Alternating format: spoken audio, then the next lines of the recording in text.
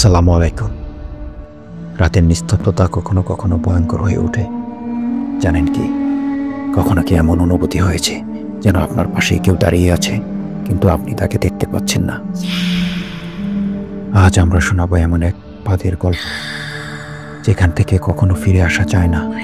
এটি কোনো সাধারণ ফাঁদ নয়, এটি একটি ভৌতিক ফাঁদ যেখানে হারিয়ে যায় প্রতিটি প্রাণী, প্রতিটি মানুষ। এই ফাঁদের অন্ধকার ইতিহাসে এক ভয়ঙ্কর রহস্য লুকিয়ে আছে যা আজ পর্যন্ত কেউ উদ্ঘাট করতে পারেনি। গল্পের জানালা টেলস ফ্রম বিডিতে আপনাদের সবাইকে স্বাগতম। আমি আরজে আশরাফুল, আর আজ আপনাদের শোনাবো এমন এক ভৌতিক ফাঁদের গল্প যেখানে হারিয়ে যায় প্রত্যেক যাত্রী। তাদের মধ্যে কেউ ছিল যারা জীবনকে চ্যালেঞ্জ করতে ভালোবাসত, কিন্তু তারা জানতো না এই ফাঁদের ভেতর কি লুকিয়ে রয়েছে। আসুন শুনুন এই গল্প। 1990 সালে ডিসেম্বর, বহু বছর ধরে একটি নির্জন গ্রাম ছিল এক ভয়ঙ্কর বাঁধের ধারে। বাঁধের নাম ছিল ঢালু বাঁধ। গ্রামবাসীরা বলতো রাতে কেউ বাঁধের কাছে গেলেই তার সঙ্গে অদৃশ্য কিছু ঘটে। তাকে এক অদ্ভুত গন্ধ টেনে নিয়ে যায়, আর সেখান থেকে সে আর ফিরে আসে না। একদিন মাহফুজ, রফিক ও তামান্না নামের 3 বন্ধু ঠিক করলো তারা বাদে গিয়ে রাত কাটাবে। তারা জানতো এই জায়গাটা এক অদ্ভুত রহস্যের মধ্যে রয়েছে, তবে তারা বুঝতে পারেনি তাদের জন্য কি অপেক্ষা করছে।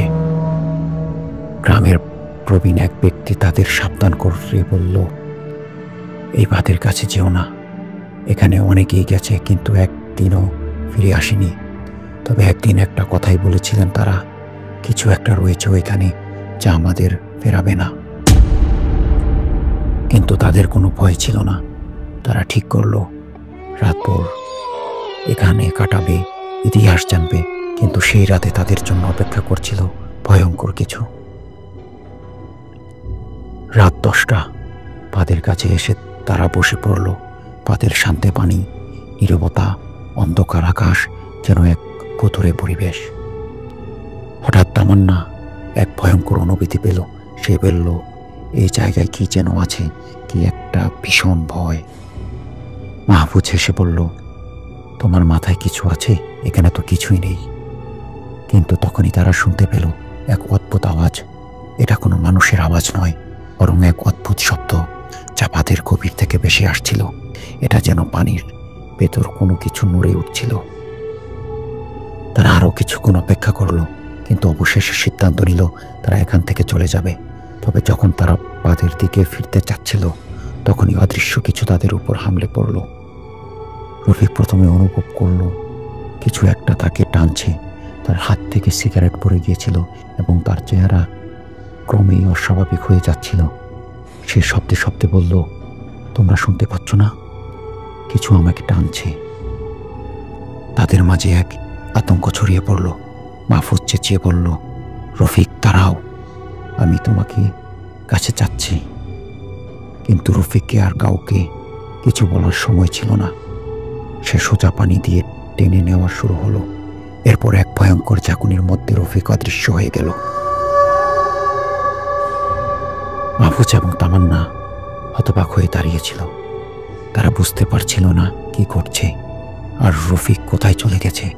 তারা হঠাৎ লক্ষ্য করলো বাঁধের পানি সরে গিয়ে এক গভীর গর্ত তৈরি হয়েছে, যেন এটি একটি গুহা।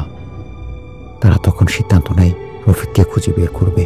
কিন্তু তারা যতই গভীরে প্রবেশ করতে থাকে, ততই অদ্ভুত কিছু ঘটনা ঘটতে থাকে। কোথা থেকে যেন এক ভয়ঙ্কর চাপ তাদের উপর পড়ছিল এবং তাদের শরীরে ঠান্ডা ঠান্ডা অনুভূতি হচ্ছিল। তারা লক্ষ্য করলো তার চারপাশে বাতাস ভারী হয়ে আসছিল, যেন চারপাশে কিছু একটা জড়ো হচ্ছিল।